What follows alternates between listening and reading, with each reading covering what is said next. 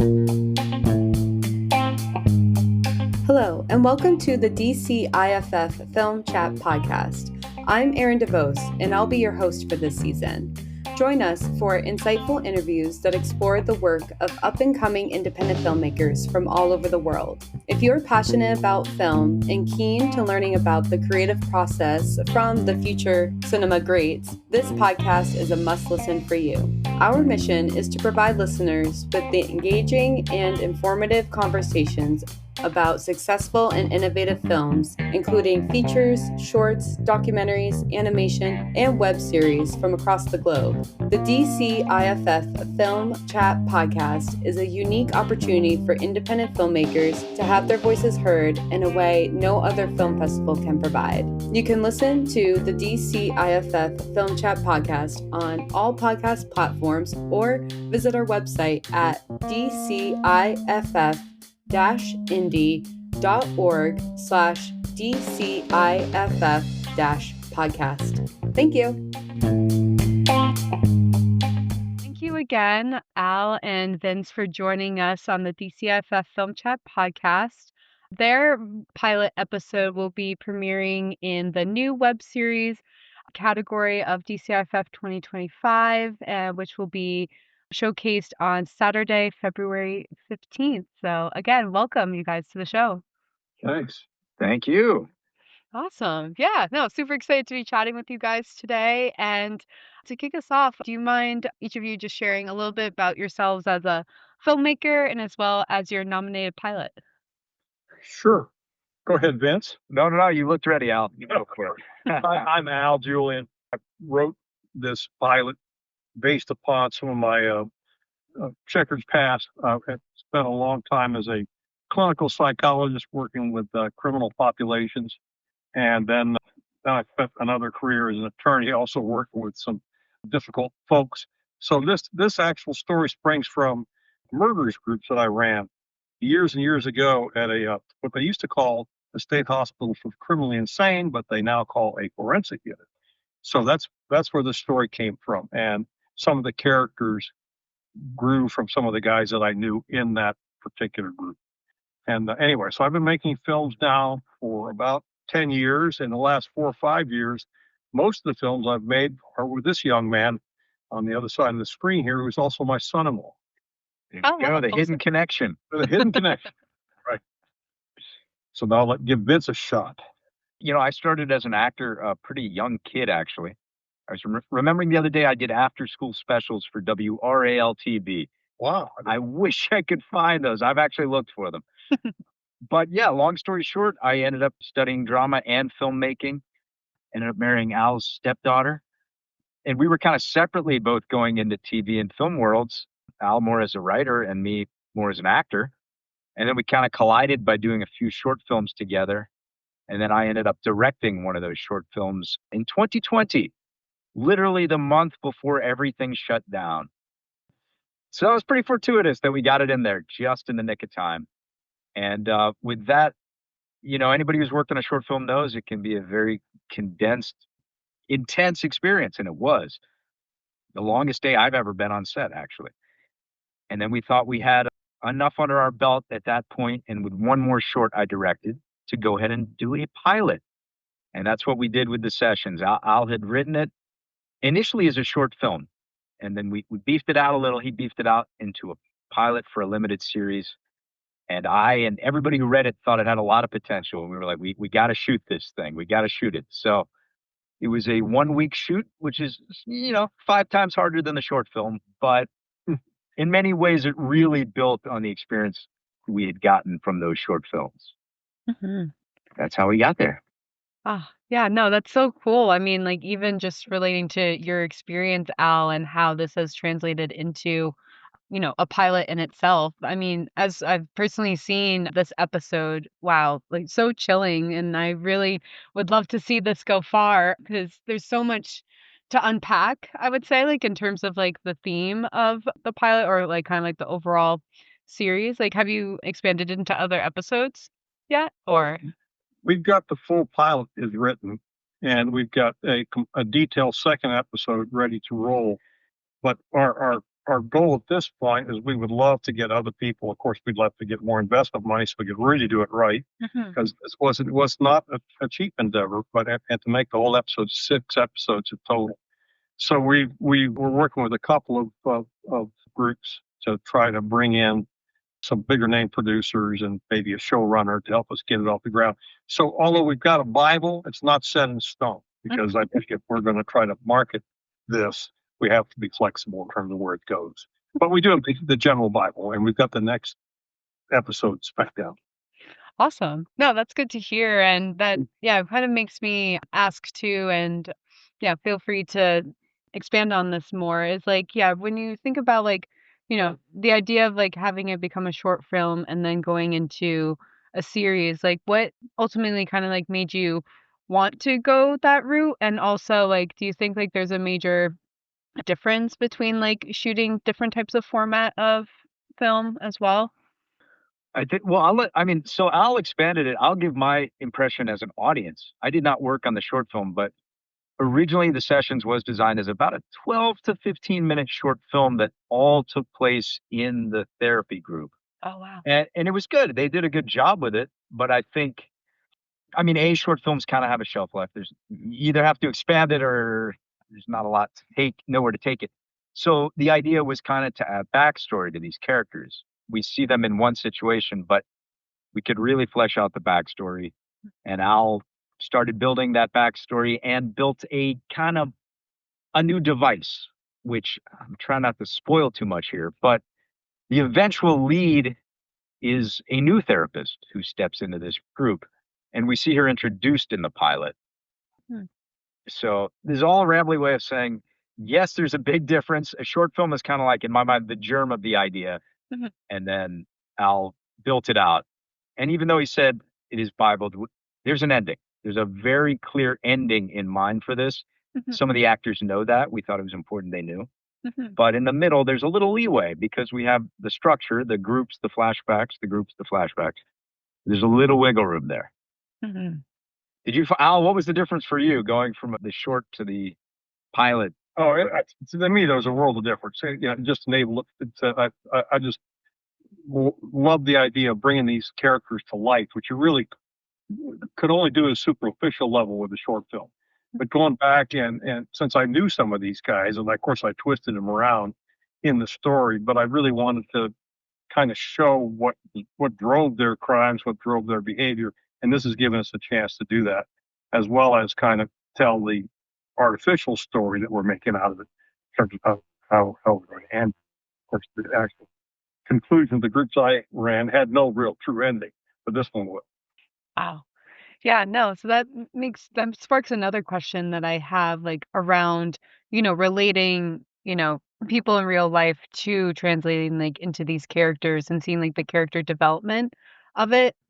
Again, like all I could keep thinking is like how chilling, like even just what I saw like in this episode too, like how some of the characters' stories would expand on, and some of them you see more than others. And so kind of like relating to that, and maybe I don't know, this is kind of like in a way like an odd question too. Like, did you have to like have, I guess, like permission to kind of like share their stories, even though they're kind of like skewed in a different way? Or how was that developed for you, I guess, to really see that come to light? Well, I did alter the story significantly. At least I kind of wove 2 or 3 stories together into another story to make sure that the identities of these guys was revealed. I ran these groups as a young man, and so these people are all dead Oh. at this point. Right? They were all older than I was. I was a young therapist when I ran these groups. I was in my late 20s, and these guys were all. I think the next youngest one was probably the character that played Mr. Willis, Mhm. who was the crime was a real crime. This guy was from the Philadelphia area and had shot his estranged wife 6 times, and then shot her 6 more times as she lay dying at his feet. And he tried to hang himself a couple times in jail, and that's what brought him to the unit for the forensic unit. But anyway, so yeah, I did check out some of these characters. They're all gone, and I don't think they'd recognize themselves or anybody else would. Mhm. Since I've twisted and turned them around, I've also changed the racial identities and a bunch of things. So we had a line in the pitch video. So the first step in making this was creating a pitch video. That's a whole other thing. But one line that I liked that Al had in that was, the names have been changed to protect, in this case, not the innocent, but the guilty. So Wow. we didn't use any real names. We did consider, who do we need permission from? But some characters are amalgamations, and as you say, a lot of them are dead, and B, the names have been changed. So I think nobody's privacy will be ruined, I don't think. No, I don't think so. Oh yeah. No, I'm always curious because like, with character development and, relating to real people and also, the events that happen itself, it just always makes me so curious, especially with, with the background of what this is. You know what is really crazy, not to go off track? Oh yeah. Sometimes I portray psych patients as an actor, and I've done cases that are so close to some of the characters in this TV show that I'm like, I'm just imagining the same character as I'm portraying somebody totally different. A different case author wrote this case, but there's some real similarities that you notice in people with certain afflictions. Yeah, this is true. And certainly they often share a common developmental history in terms of the kind of problematic family situations they come from. It's pretty remarkable the things that you'll see a lot of killers, especially serial killers, have, which Oh yeah. it even needs more exploration. But anyway, hmm Yeah, that makes me like think about too, because I feel, you know, when I say modern, like today, like there's been so much about like kind of like these murder mysteries or kind of like unveiling, I guess, kind of like the darker sides of humanity is the broader scope of what I can say to that. And so just kind of thinking like on kind of like that trend and where it's going, maybe potentially like where this, series is going to go. What are your thoughts in terms of like how, that type of cinematic work is changing like within the industry itself? Because I feel like there's so many kind of like real stories like about like, murder and, documenting it and such like that. So it made me wonder kind of like those different formats, but also kind of seeing this trend in cinema in its own way. So yeah, just wanted to chat around that. go ahead, Vince. It's a great question. I mean, true crime has, I want to say it's booming, but I feel like it has been for a long time. Yeah. And I was watching Dirty Harry for the first time pretty recently, and I was like, my God, this is 50 years old. And some people say like that was the start of like the serial killer true crime wave, was Dirty Harry. We're talking 1971. Right. So it's just always fascinating to people. I think what it's not a release valve, but it tickles people's curiosity. They're like, there, but for the grace of God, could go I. Thankfully, I don't make these mistakes, but other people do, and I can kind of see them do it and not do it myself. Maybe that's a dark view of it, but we're kind of fascinated by the extremes of human nature because we can relate to it, even if we don't go that far. Mhm. And I will say, I had the question like, what are we trying to tell people? Do we just want to show more murder and more killing? But I do think, as bleak as this series is, we wanted to show that there is some hope. I mean, there's some reason that someone would even go into this field, and that's that some of these people can be helped.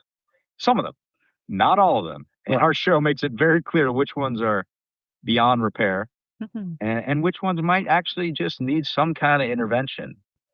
Because if we thought nobody did, then what would be the point of psychiatry? Right. You know? And just to echo what Vince is saying, I do think the fascination with the dark side of character has been with us since the beginning of time. And we look at a lot of the Shakespeare stories; they're almost always Right. have a central evil villain in them somewhere. And I think these even most of the classic tales, will have a central villain or central antagonist. And I think it's just human nature. We're just interested in that dark side of others and ourselves that is either dormant or we keep under control. I think it's just part of human fascination. Mhm. So I agree. I think crime has probably always been there and will be here to stay in terms of an interest. Mhm. Definitely. Good Yeah. player, unfortunately. That's the nature of the beast, I think.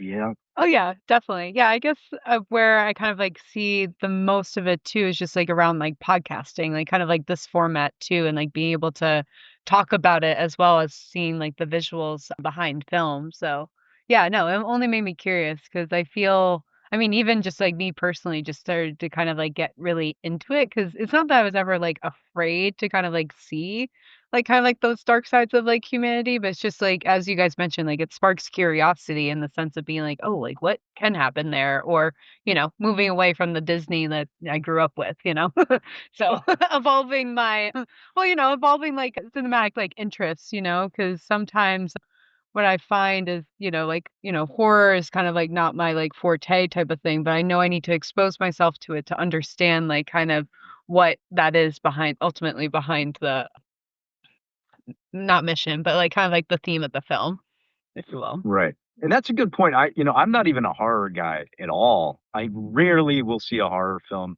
but I love thrillers. And Mhm. I do feel like there's like a line from thriller to horror. Yep. Um, Or I and love psychological horror, and I agree with Vince. I'm not a huge horror fan, but if it's if it's the horrific parts about psychology or human nature, then I am interested. As long as it's within the realm of what could occur in reality, Mm. I think that it resonates. Mhm. Absolutely.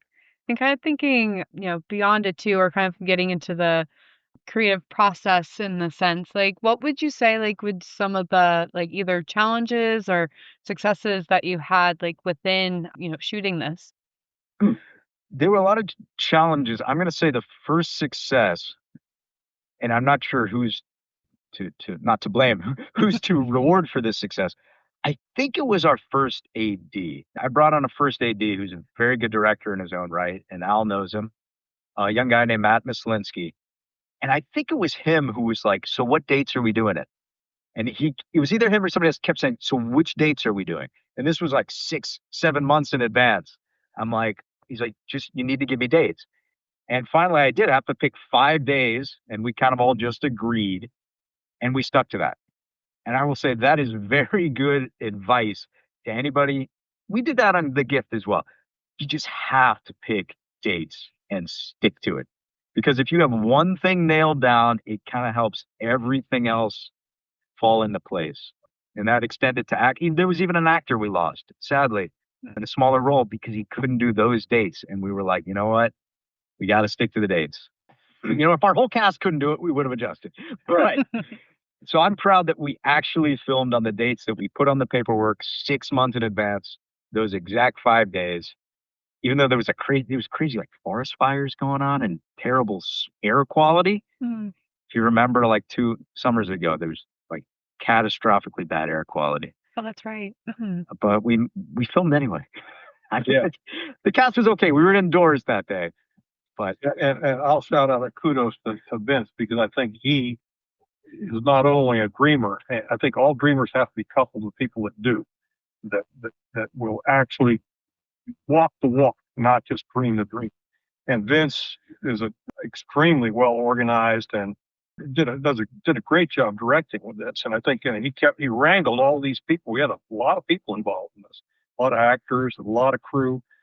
5.5 days of shooting, a bunch of locations, and somehow he wrangled the whole thing and got it done. So I think that an on the ground showrunner or director slash producer is what made this go and probably make anything go.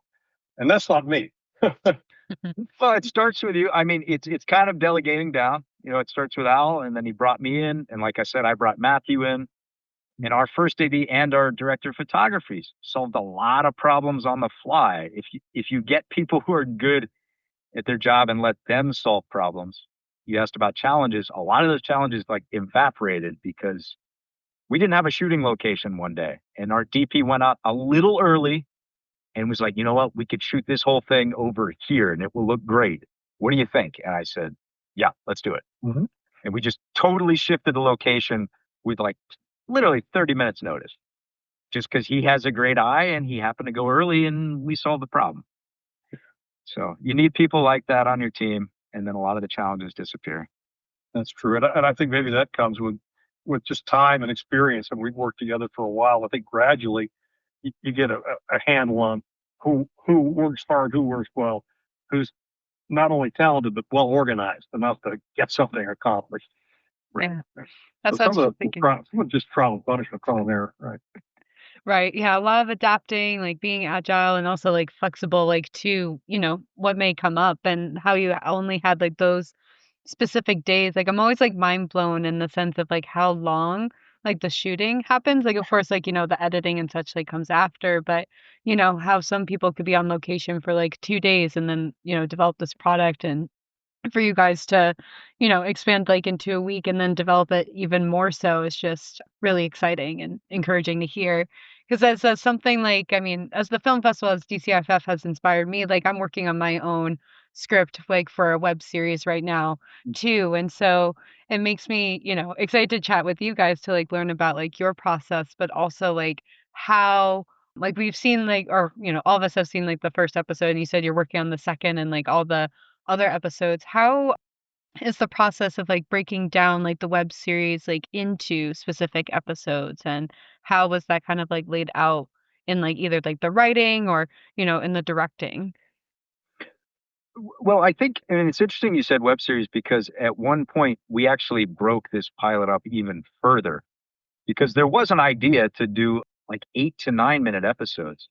Oh, wow. So this final 27-minute pilot you're seeing at one point did exist in 3 9-minute episodes because I had done a fair number of web series at about that length, and we were like, let's retain the option. So if we ever wanted to put this on YouTube, it would probably be broken into like 9-minute episodes. Mhm. Not the way it was designed per se, but hey, it was a good experiment to try to break that up. And I think the act breaks are there anyway. You have the act Yeah. breaks in there, Al. It's kind of designed to have two kind of mini cliffhangers. Yeah, we There's got a like just an option as a web series option. So we did put in some breaks, some break beats. You probably can't tell. I think when we shot it, I don't remember if we extended a few of those moments just in case. We would have to get the editors to do a lot more work if we did that. But there's a few moments you could extend, roll the credits. But breaking it up, yeah, I think it was just always envisioned as half hour, 6 episodes if we went the TV route. Mhm. I don't know why you chose that exactly, Al, instead of an hour. I agree with it, but I'm wondering why you chose that instead of an hour. And I guess it's partly arbitrary, but it's partly based on the first episode, which I wanted to have that significant twist with, and also have it introduce our new character. And that it didn't make sense to me to keep going past that major twist point this one ends on, outside of it being obvious we're going to bring in the new therapist. So, and that ran at 27, 28 minutes. So it just seemed like, okay, the rest of the episodes should be somewhere between 25 and 30 minutes as well. And I think certainly wrote the next one. It's like 25 minutes. And as you know, as a writer, that, you can pretty much determine by page count. Right. 25 pages is going to be 25 minutes. So, Mhm. yeah, the length of the first one set the idea that the rest of them should be somewhere around the same length. And the way I've Bibled it out, I think they would run about that same length. The stories that would be covered. Cool. Yeah, I I love think the amount of characters also dictated that to an extent. You don't have that many characters. We don't need 20 episodes with these guys. You can kind of dive into our 5 to 7 major characters in 6 episodes is enough to do it, I think. Yeah, we got two more characters, major characters coming in, and we see backstory. So we'll have another double handful of backstory characters. Definitely. Yeah, I think that's what struck me the mostly watching this, like, was the format and knowing that we're gonna learn, like, more about the characters as the series goes, but then, yeah, that I mean, we're not gonna give it away too much, but yeah, that twist at the end, like, threw me for a loop because I was just like, "Oh, wow," like, that I did not expect that, so I'm such a fan. Thinking about those like, I feel like there's so many I mean, we're premiering them, like, also in the film festival itself, but also, like, the different types of, like, like, web series and, like, the short form, like, content that we've been, so often, like, exposed to and, particularly also thinking, like, in social media too, how it's, like, cut, like, even shorter. Like, I've been seeing some, like, short films that are, like, even some series that have been expanding, like, on social itself. Like, for the question that I'm trying to convey is like how like within like short, with our attention spans like, in some ways like getting shorter, but also wanting to explore like the long form content in the sense of like finding depth. Can you see kind of like this direction of like, some ways like social media and like that type of format kind of like guiding into what could be longer form eventually? Or I hope that question made sense. It's kind of like looking at the differences between like the different forms of video content we see today and like how we can really like attain our attention to watch it fully, if that makes sense. Yeah, I think I'm hearing it. Okay. Go ahead. It does make sense. And I know Al has actually, on a different series, which he can tell you about, more of a comedy type show, geared it toward a social media release vertically. Hmm. And just having auditioned for some of these like vertical short form films, I'm learning a little more about that form. And now that you're mentioning it, yeah, I think there is a market for a thriller that has even 1 minute episodes. Mm. I don't tend to watch that, but I know a lot more people who are watching that now. And I certainly see casting notices for them. Without being disparaging, a lot of them are like weirdly adapted from Chinese films, and you can just tell like some of the scripts are like either AI or somebody translated them, or they're just written in a coffee-fueled 24-hour frenzy. So the point is, there could be some better scripts, Hmm. but I think there is a market for shorter form stuff. And that's kind of where we were getting when we broke it into 9 minute episodes. Hmm. Hell, you could do sessions in 3 minute episodes if you had to. I mean, 1 minute's pushing it, but if there was a vertical series with 3 minute episodes, I think it would work. So You did that for Big Squad, yeah. I've got mixed feelings. Yeah, the comedy, but the comedy somehow seems a better fit for the short form platforms to me. I guess when I think about thrillers or anything that's character driven, suspense, even psychological horror, I think you need both.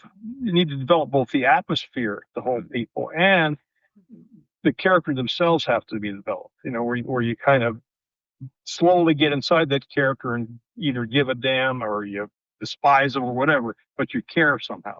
And I think that is hard to do in the short form platform.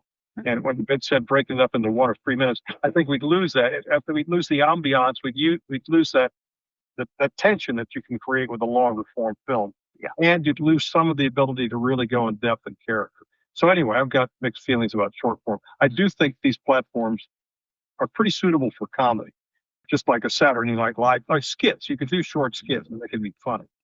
The drama thriller ones I've read are inadvertently funny because, like you said, there's no time to develop a character. So they have people just saying stuff to give a cliffhanger, like, I must announce to you, I know the real identity of the CEO. And then they, Yeah. you come back and they're repeating the line. It's all a little ridiculous. If you want actual character development, you do need a little more time. Yeah. No, I agree. And like, especially, like, like on social, like you could dedicate like the profile to building the persona type of thing. And so when I interviewed, or I'm not sure if you guys are familiar with King Batch, like he was on our podcast.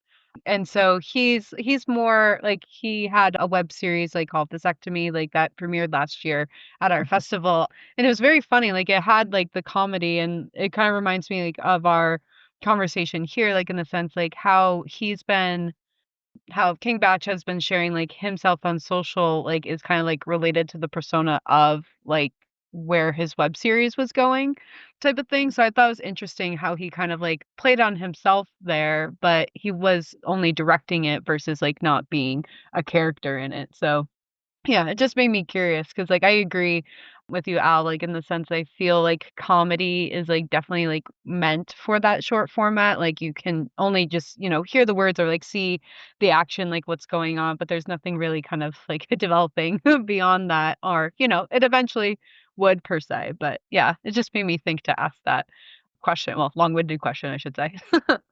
Well, it's a bigger question about what people want out of entertainment. And I mean, Yeah. I know Quibi crashed. Quibi had bad timing. Oh, right, Quibi, But, yeah. there are people who want to be able to watch it before a class in college or on the toilet or on the metro.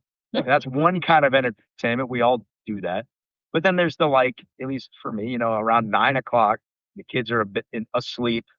I want to actually sit down with a tea. If my wife tells me to drink tea, I'll drink tea and like just kind of watch something Mhm. devotedly. And I think that's Get lost in it for a while. yeah, that's more where thrillers are going to stay. I think. Yeah. I could be wrong. You never know. True. Let's hope. I know. That's what I was like. I'm hoping. Well, this has been such an awesome conversation, you guys. Like, is there anything that I may not have asked or anything we didn't discuss that you want to share on the podcast? I'm trying to think, Ben. I mean, honestly, we could talk about it for hours because all kinds of stories would come to mind once you start remembering all the things you went through to make it. And it's still very much alive. Here's the mug, by the way. Oh, I thought that was a little bit of merch. Wow, that's Yeah, it's exciting. still- and at least I believe 2 of these guys will be at the screening. Don't mention that. That guy right there, Bobby, should be there. Oh, wow. And Emery at the top there should be at the screening in DC. Oh, Will you that's be there? awesome.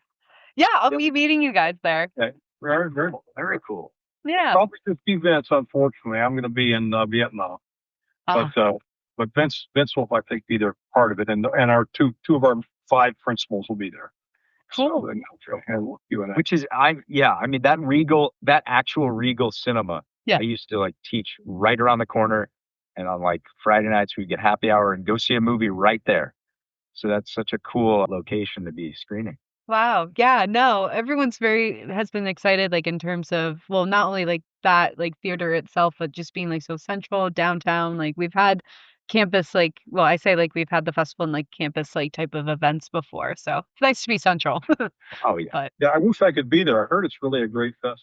yeah, no, I wish you could join us too. Like, I'm really excited. Like, Vince, I'm glad you're coming too. Like, a lot of DCIFF, we've been just really building together, like, it's in the name, like, the forum, like, piece of it is what's really been exciting for us, like, to be able to chat with you guys, not only on the podcast, but, like, through, like, the Q&A, like, meeting with other filmmakers and learning more about, like, their films and where everyone's from. So, a lot of filmmakers have, come away from this by like collaborating even more. So it's really cool to have been a part of this and for you guys to be a part of it too.